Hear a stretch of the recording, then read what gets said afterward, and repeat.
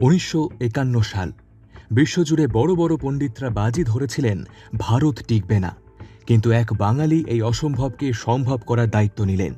না ছিল কোনো কম্পিউটার, না ছিল কোনো ইন্টারনেট। 17 কোটি মানুষকে এক ছাতার নিচে আনা অসম্ভব ছিল।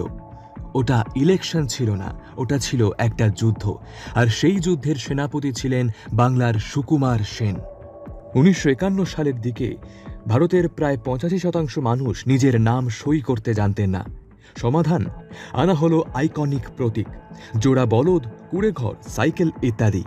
20 লক্ষ স্টিলের ব্যালট বক্স তৈরি করা হলো, আর সেই বক্সে পাহারা দিতে নিযুক্ত করা হলো কয়েক লক্ষ পুলিশ। এটাই ছিল ইতিহাসের বৃহত্তম লজিস্টিক্স অপারেশন। এমনকি সুকুমার সেনের টিম রোদ, ঝড়, জল, বৃষ্টি পেরিয়ে কখনো উঠের পিঠে, কখনো পায়ে হেঁটে মানুষের বাড়ি বাড়ি গিয়ে নথিভুক্ত করেছিলেন প্রত্যেক ভারতবাসীর নাম।